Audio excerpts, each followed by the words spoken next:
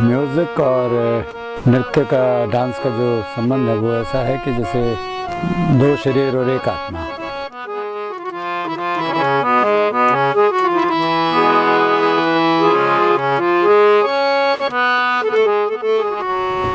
क्योंकि म्यूज़िक के बगैर डांस अधूरा है और डांस के बगैर म्यूज़िक अधूरा है, और इनका कॉम्बिनेशन जो है वो साथ में होता तभी जाके एक बहुत खूबसूरत चीज़ बनती है।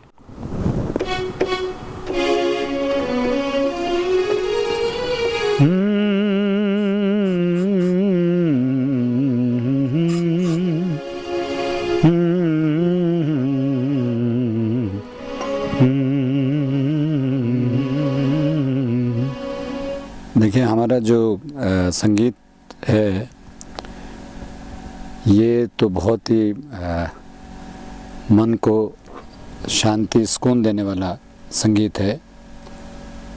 और इसमें अगर आप म्यूज़िक सुनते हैं और सीखते हैं और समझते हैं तो मेरे ख्याल सुकून के लिए और अपने ये कह लीजिए कि थोड़ी देर के लिए आदमी खो जाता है जब संगीत सुनते हैं, गाना हम सुनते हैं या नृत्य देखते हैं या कुछ। तो ऑडियंस में हो हम या घर पे बैठे रेडियो में गाना सुन रहे हों या दूरदर्शन पे कोई गाना आ रहा हो तो, या टेप रिकॉर्ड में या एल्बम वगैरह जो भी गाना हम लोग जैसे सुनते हैं तो एक असर करता है दिमाग के ऊपर कि भाई आदमी 2 मिनट के लिए या थोड़ी देर के लिए अपने आपे में नहीं होता है। वही संगीत असली संगीत होता है जो कि मन को छूना चाहिए, अच्छा लगना चाहिए।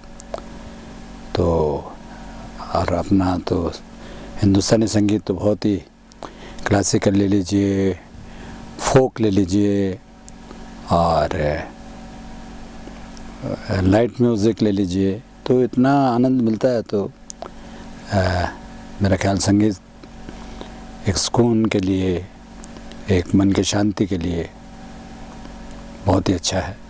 आपने शोभना जी के साथ बहुत काम किया है, बहुत सालों से, तो कुछ आप उनके काम का और अपने काम का कुछ ऐसा एक्सपीरियंस आप शेयर कर सकें? उनके लिए बस मैं यही कहना चाहूँगा कि एक तो बहुत ही मेहनती, बहुत हार्ड वर्क हैं, बहुत ही ज़्यादा हार्ड वर्क है, और जो कि होना भी चाहिए। तो एक ज़िक्र मैं सुनाता हूँ कि शोभना जी आपको जैसे कि मालूम है ऑफिस में भी अच्छे पद पे रही हैं। तो शाम को ऑफिस से वो वापस आते थे तो शाम को कई बार मैं खाली नहीं होता था, हमारी रिकॉर्डिंग होती थी। तो एक बार क्या हुआ कि, और उस वक्त मोबाइल के ज़माने भी नहीं थे कि मोबाइल पे एकदम से बात हो जाए। तो स्टूडियो में शोभना जी का फ़ोन आया कि जोरा भाई वो बैले के लिए बैठना है, म्यूज़िक करना है और प्रोग्राम की तारीख बड़ी करीब आ रही है, तो आज कैसे किया जाए रिहर्सल का। तो मैंने अंदाज़ा लगाया, तो मैंने कहा कि शोभना जी आज तो लेट हो जाएगा, रात को 11:30 बज जाएंगे रिकॉर्डिंग ख़त्म होते होते। तो उन्होंने कहा कि फिर ठीक है 12 बजे से बैठ जाते हैं। तो ये एक अच्छा, मुझे भी उस चीज़ का बुरा नहीं लगा, या मतलब मैंने भी एकदम से झटका नहीं खाया कि भाई सारा दिन से हम रिकॉर्डिंग कर रहे हैं तो शोभना जी थकान हो गई है या कल बैठ जाएंगे या कल रिहर्सल करते हैं म्यूज़िक। तो मेरे भी अचानक मुंह से निकला कि मैंने कहा ठीक है फिर मैं 12 बजे आता हूँ। तो अब सामने से अगर काम करने की स्पीड दिखती है तो फिर हम लोगों की तरफ से भी होता है कि भाई जो इतना कर रहे हैं, इतना हार्ड वर्क कर रहे हैं, तो इनको फिर हमें भी मना नहीं करना चाहिए, क्योंकि वो भी तो काम करके आए हैं। वो तो ऐसा नहीं है कि वो सारा दिन उन्होंने रेस्ट कर लिया हो और रात को वो कहें कि भाई रिहर्सल कर रहे हैं, वो जितना हम थके उतना वो भी थक के आए ऑफिस से या जो भी रिहर्सल, या शाम को भी उनके रिहर्सल चले होंगे कुछ ना कुछ। तो ये बहुत अच्छा एक कुछ जिक्र ऐसे होते हैं जो कि याद रहते हैं जीवन में, कि फिर हम लोग 12 बजे बैठ के फिर रात को 3-3 बजे तक 4-4 बजे तक बैठ के म्यूज़िक बनाते थे। लेकिन ये नहीं देखा कभी भी कि भाई ये टाइम हो गया है, ये टाइम, जब काम में लग गए तो लग गए। तो ये स्पीड कई सालों तक चली हमारी, और अभी भी चली आ रही है। मतलब अभी भी ऐसा नहीं है कि हम लोग, अब कल की ही बात है कि हमारा अभी 27-28 को एक प्रोग्राम है, उसमें 2 अलग अलग टाइप के बैले जा रहे हैं, तो टाइम नहीं मिल पाता शोभना जी को भी मेरे को भी। तो कल ही हम 10-10:30 बजे तो बैठे हैं सिटिंग में, और 12-12:30 बजे तक म्यूज़िक बनाते रहे। आपने शोभना जी की बहुत सारी परफॉर्मेंसेस देखी हैं, तो आपको उनके डांस में क्या महसूस होता है? एक तो जो भी कंपोजिशन होती है, एक तो उसमें वो जो टेक्निकली कथक है, तोड़े टुकड़े परन, उसमें तो उनको उस पर बहुत तगड़ा कंट्रोल तो है ही उनका, और बहुत फास्ट और तेज़ी में भी उनका तत्कार में, और उसमें सब मोमेंट्स कथक के में उनका जवाब ही नहीं। और जहाँ कंपोजिशन आती हैं तो कंपोजिशन में वो बड़ा डीपली चले जाती हैं उस कंपोजिशन में, मतलब उसको महसूस करना है। जैसे एक आइटम हमारा है यशोधरा, तो उसमें भगवान बुद्ध उनको छोड़ के चले जाते हैं जब, तो उनकी जो पीड़ा है, और उसमें सखी वे मुझसे कह के जाते, तो ये भाव पोर्शन जब वो करते हैं तो बिल्कुल उसमें खो जाते हैं।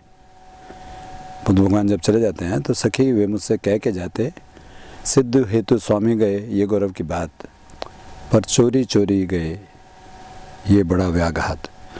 तो उसको फील करके और उसको मतलब इतने अच्छे ढंग से उसको प्रस्तुत करते हैं कि उसमें बिल्कुल खो जाती हैं, और उसमें वो जो करैक्टर उस वक्त चल रहा है वो बिल्कुल उसको महसूस करके और करती हैं। और हम लोगों का भी चलते प्रोग्राम में ये फिक्स नहीं रहता है कई बार कि ये लाइन 1 बार है या 2 बार है, मतलब हम लोग कई बार ऐसा हो जाता है कि इतने डीपली इतना खो जाते हैं कि एक लाइन 5 बार भी हो जाती है, तो उसका वो 5 बार ही अलग अलग मोमेंट करके भाव बताती हैं। तो ये जब तक कोई भी डांसर, जहाँ तक मेरा सोचने का तरीका है कि जब तक आप शब्दों को और क्या मूड है उस कंपोजिशन का, या क्या शब्दों का क्या शब्द क्या बोल रहे हैं, क्या कह रहे हैं, क्या फील इसमें डालना चाहिए, और फिर डांस करते करते थोड़ा म्यूज़िक का भी, डांसर को इतना नॉलेज म्यूज़िक का जो होता है तो बहुत ही अच्छी बात है, तो उसको बहुत ज़्यादा फील करके जो सिंगर गाते हैं या उसके ऊपर फील करते हैं, तो वो भाव अगर म्यूज़िकल माइंडेड भी हैं, म्यूज़िक कभी सीखा हुआ होता है, तो वो ज़्यादा अच्छा और भाव कर पाते हैं। तो म्यूज़िकल हैं शोभना जी काफ़ी, तो उसको फील के गाने की भी फीलिंग क्या चल रही है, शब्द तो है ही। जैसे हम कोई भी अगर सैड नोट लगाते हैं तो उनका भाव सैड इमीडिएटली जाता है। और फिर ये चीज़ है कि एट ए टाइम सोचना कि हमने 4 बार लाइन थे तो 5वीं बार भी वही लाइन गा दी, तो एट ए टाइम, और वो रिपीटेशन नहीं होना चाहिए। सखी वे मुझसे कह के जाते, ये 1 बार हो गया, सखी वे मुझसे कह के जाते, सखी वे मुझसे कह के जाते, तो गाने में अलग अलग।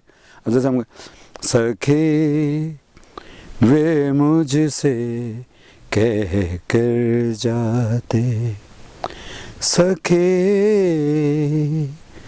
तो सखी मतलब ये फील दूसरी है कि गुजारिश है कि क्या है क्या, तो ये चीज़ें सारी शोभना जी में बहुत देखने को मिली और बहुत अच्छे ढंग से शुरू से ही और बहुत ही कंपोजिशन के टाइम में बैठते हैं साथ में और उसका आनंद लेते हैं कंपोजिशन का उस वक्त कि भाई कैसी बन रही है कैसी नहीं बन रही है, सजेशन भी देते हैं। तो बस ये सब प्रोग्रामों में देखा उनके साथ में, बहुत ऐसे ऐसे जगह प्रोग्राम किए हैं कि आप सोच नहीं सकते कि अब अभी तो हर चीज़ का अब हर चीज़ की सुविधाएं हैं बहुत। एक टाइम था कि जब अचानक अगर कोई प्रोग्राम अगर आ गया है तो मालूम पड़ा कि आज दिन में मालूम पड़ा रात को ही ट्रेन बैठना है, तो रिजर्वेशन तो नहीं हो पाता था ना,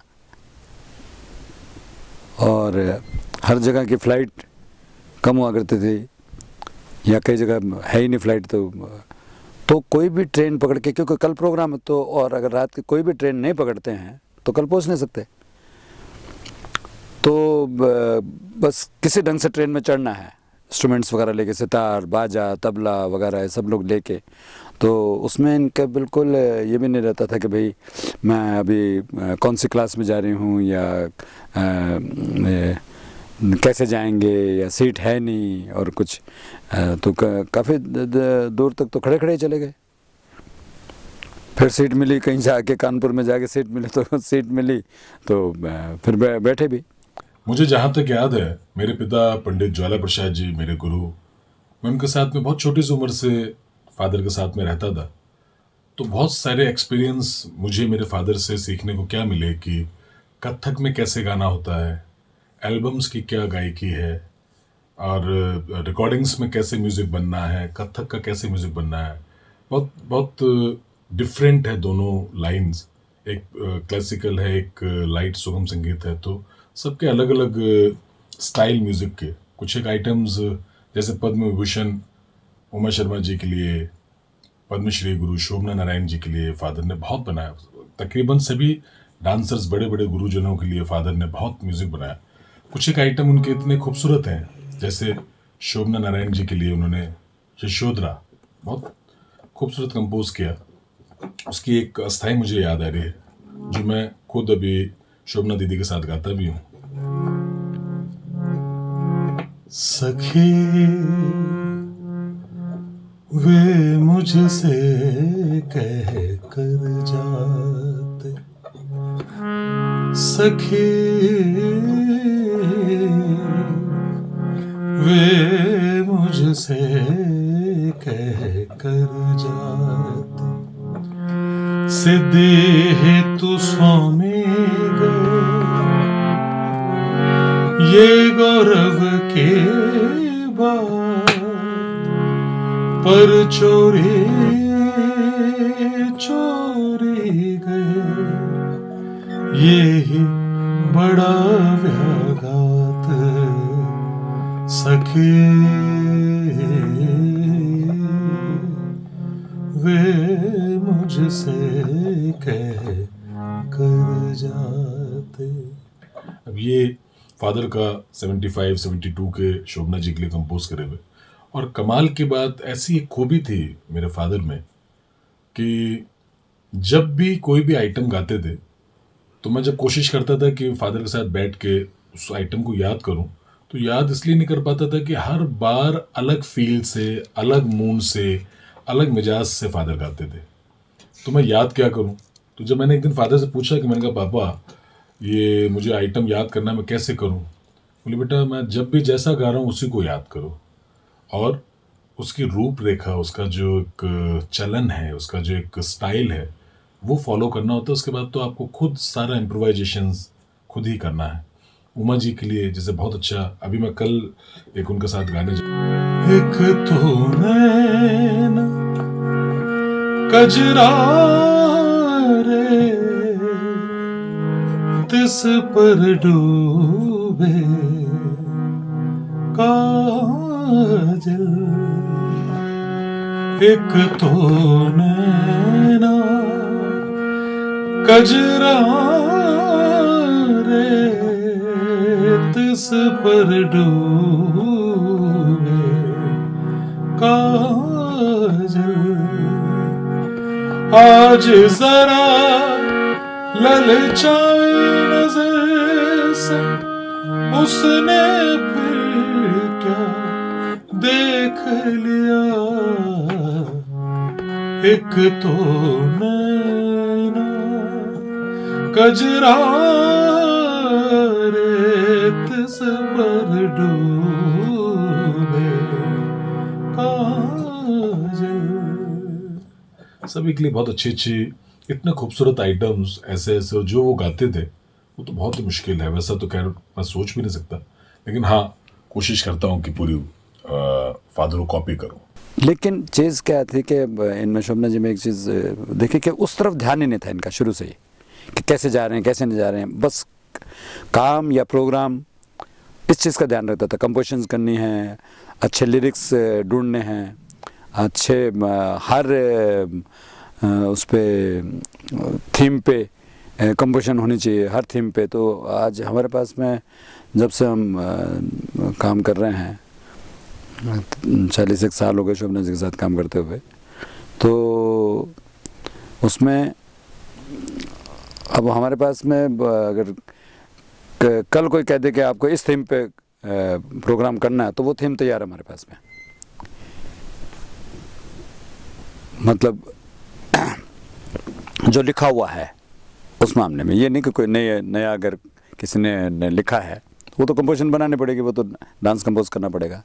लेकिन जैसे रामायण है, जैसे तुलसीदास जी के पद हैं, जैसे राधा कृष्ण की ठुमरियाँ हैं, जैसे गज़ल है, जैसे मधुशाला है, और हर थीम पे डांस कंपोज है। मतलब और महादेवी वर्मा जी और जितने भी, और मतलब कई तो उर्दू के भी, गालिब पे भी, और जितने भी राइटर हैं मैक्सिमम, नीरज जी पे भी, नीरज जी की कविताओं पे, मतलब ऐसे हर थीम पे हर काम किया हुआ है। मैं जहाँ तक समझता हूँ कथक शोभना जी के लिए एक पूजा है, साधना है, डेली रियाज करना है। जैसे डेली रोज़ पूजा करते हैं, वैसे पूजा की तरह लेते हैं। और फिर हम लोगों के तो हर वक्त ही पूजा होती रहती है, क्योंकि रामचंद्र जी के भजन पे रहसल चल रही है तो राम जी का नाम लिए चले जा रहे हैं, कृष्ण भगवान का, राधा कृष्ण का चल रहा है तो प्रसंग चल रहा है तो राधा कृष्ण का नाम, तो सारा दिन हम तो प्रभु के नाम, और सूफियाना चल रहा है तो सूफियाना चल रहा है। वो हमारे लिए पूजा पाठ हो गई कि भाई रामचंद्र जी का श्री रामचंद्र कृपाल भज मन हरण भव भय दारुण। तो ये अगर गाएंगे तो वो फील आनी चाहिए। तो वो फील अगर उसको पूजा की तरह से हम लोग अगर लेके अगर नहीं बनाएंगे, और उस वक्त आप लीन अगर नहीं होंगे उसके अंदर, तो आप कर ही नहीं सकते। ये एक ठुमरी है जिसपे शोभना जी ने काफ़ी डांस किया है, काफ़ी पुरानी कंपोजिशन है। छाड़ो लंगर मोरे बैया गहो ना, छाड़ो लंगर मोरे बैया गहो ना, मैं तो ना पराए घर के, मैं तो ना पराए घर के, मेरे भरोसे गोपाल रहो ना, मेरे भरोसे गोपाल रहो ना, छाड़ो लंगर मोरे बैया। एक आइटम यशोधरा बनाया था, उसकी कंपोजिशन मैं आपको सुनाता हूँ। जब वो चले जाते हैं बुद्ध भगवान उनको छोड़ के, तो ये था सखी वे मुझसे कह कर जाते सके, वे मुझसे कह कर जाते सिद्ध है तो सौमी गए ये गौरव की बात, सिद्ध है तो सौमी गए ये गौरव की बात, पर चोरे चोरे गए यही बड़ा व्याघात सके, वे मुझसे कह कर जाते सके, वे मुझसे कह कर जाते। ये एक बहुत पहले तराना बनाया था शोभना जी के लिए।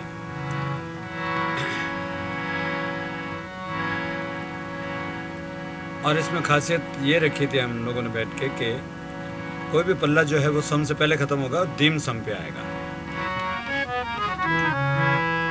धा दिन नाना दिन दिन नाना दिन दिन ना दिन के तक धा दिन नाना दिन दिन नाना दिन दिन ना देम देम तनन देम देम तनन तन तेरे ना ना ना तनन तन तेरे देम देम तनन देम देम तन तन तेरे ना ना ना तनन तन तेरे them ta dim ta dim dim tana derena dim ta dim ta dim dim tana derena nader der dane tana dim da deren nader der dane tana dim da derena deta करते तुम करते थे दान दा ता दा ते deta करते तुम करते दान दा ता दा ते deta करते तुम करते दान दा ता ते dim dim tana na dim dim tana derena na na तनन तन तेरे